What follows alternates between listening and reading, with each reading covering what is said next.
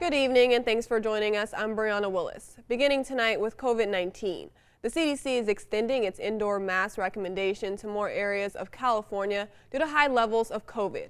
The new guidance includes Sacramento and 4 surrounding counties that are seeing rising cases and hospitalizations. Melanie Wingo spoke with health experts about the decision.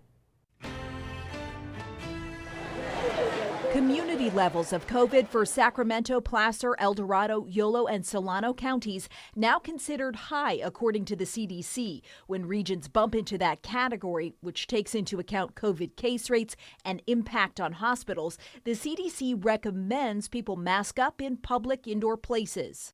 I'm not inclined to take any action to require masking. Yolo County Public Health Officer Dr. Amy Sisson stopping short of requiring masks indoors in her county. Her reasoning? In general, we're not feeling like the impact on the healthcare system at this point in time is at a point where mandatory masking should be reinstituted.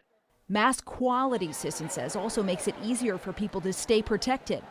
If you mask when everyone else around you is unmasked, if the mask that you're wearing is high quality and fits you well, so an N95, a KN95, or a KF94, then you're well protected by that mask as long as you keep it on, regardless of what other people are doing around you.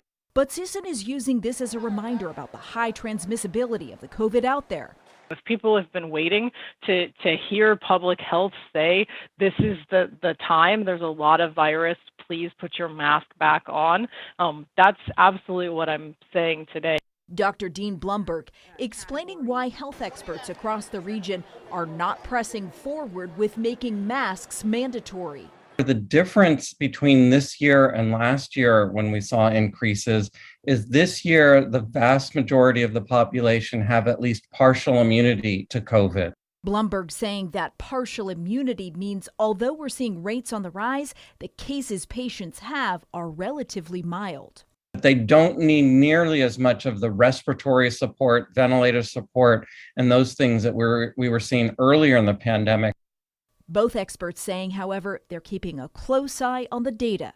So as long as we have adequate hospital capacity, having high rates of transmission in the community tends to be more of a nuisance rather than a real impact on people's health. Melanie Wingo, KCRA 3 News.